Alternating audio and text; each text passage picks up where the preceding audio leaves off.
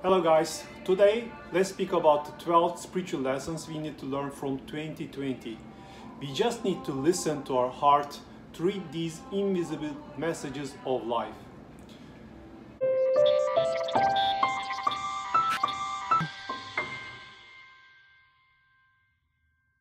We are all going through hard times recently due to the pandemic and the economic crisis. Everyone got hit. We are stuck in our homes. Millions of people are losing their jobs and running after unemployment benefits all around the world. Companies are shutting down or slowing down with a significant risk of bankruptcy. The world stopped. I want to take a moment to pause, to step back and contemplate, to see what we all need to learn from these tough times to make our world better and happier for everyone. Because everything visible is a manifestation of the invisible in this universe, and there are always spiritual messages for us to learn from everything in life, either good or bad.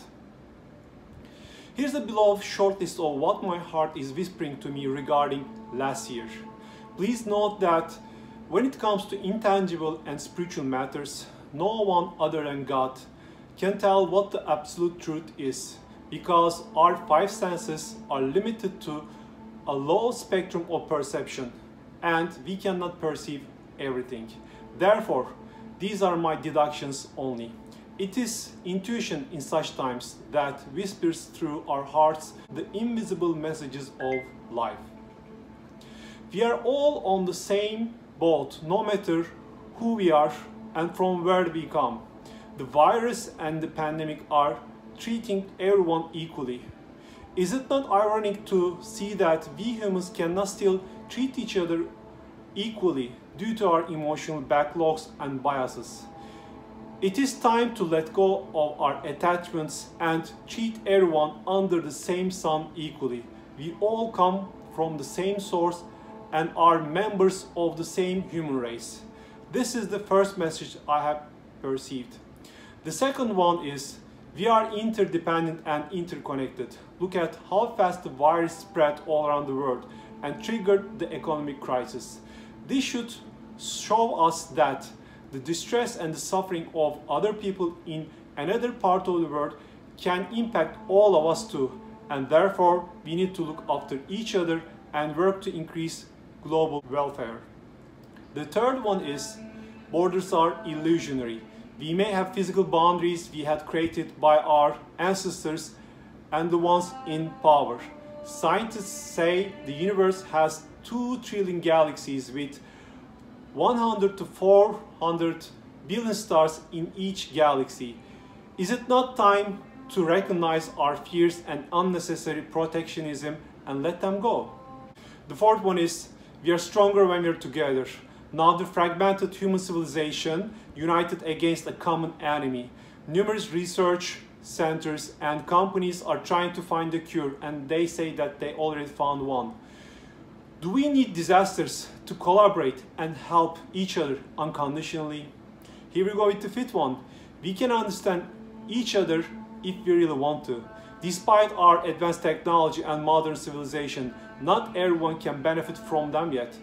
There are people still starving in many parts of the world, while many people are still throwing food or overeating. Many children still do not have access to education. Millions of people are still living as a slave in some parts of the world, while in modern countries we still criticize politicians for falling behind their financial promises. We do not stop and try to understand the distress and the sufferings of others unless something big comes and hits us. Let us wake up and help each other. The sixth one is we overconsume the limited resources of the world, and it's time to cool the planet. Since we first started to keep track of the temperature, by the end of the 19th century, the world got hotter by more than 1.2 Celsius centigrade. By 2030, it is expected to reach to 2 Celsius centigrade, which will be a significant threshold for climate change. Our civilization and the way we live will change unless we can slow it down. Look at how whales are visiting our shores now since we got stuck at our homes. the animal kingdom is giving us a new message. We need to slow down and less is more. This is the seventh one. Capitalism has taught us to be faster, enjoy more, protect personal possessions, and consume more to enjoy life. A culture of speed, pleasure, and consumption has enslaved us and captured us in material illusions. It separates us from our holy allegiance and the divine potential while putting money in front of everything.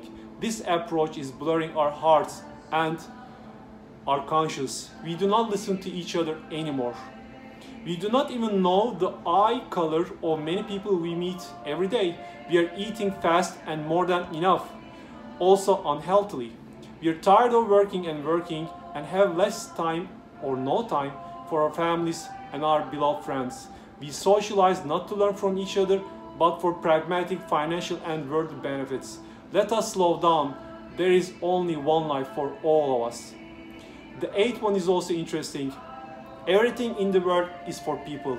Look at the empty streets without the crowds. Schools are vacant without the laughter of our children. Social areas are empty without music and fun. Without people, there is no life or color in the world. So we better treat each other well. The ninth one. We still have to let go of our attachments. The tools and processes we have created for our welfare have made us a slave of them.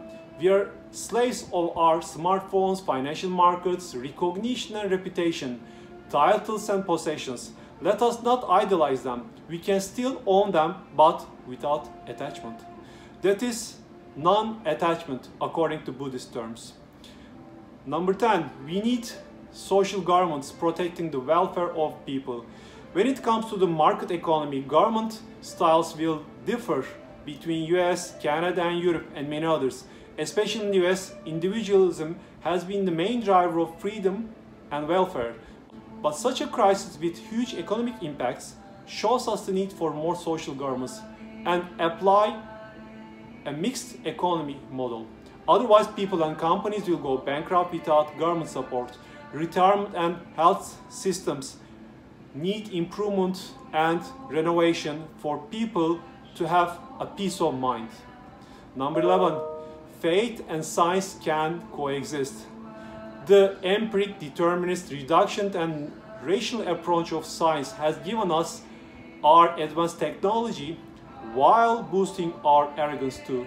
We forget our one source more and more each day as we feel stronger because we are at the top of the food chain in the world.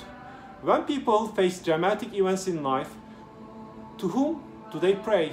On the contrary, faith will not be enough to find a cure to the pandemic, and we definitely need science. It is time for science and religion to fight. It is time for science and religion to stop fighting and instead accept and embrace each other.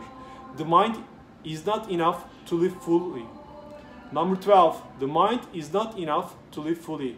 We also need our hearts. Our individualistic way of living in Western societies have us reject and forget about the importance of the heart. We all love and feel both the strong emotions and the negative ones. But when it comes to perceiving the world, also with our hearts, we reject the heart. Despite the high IQ, we need EQ, the emotional quotient, and SQ, the spiritual quotient, to live a happy and engaged life, while reading the invisible messages of life. The world is a dualistic theater for us to learn. It's a learning platform for our immortal souls, and life shows us the ways through our hearts only. However, the mind alone cannot be enough to read the messages of life because only 6% of our mind is conscious. The rest is subconscious, full of learned ways of reacting. It is time to open up our hearts.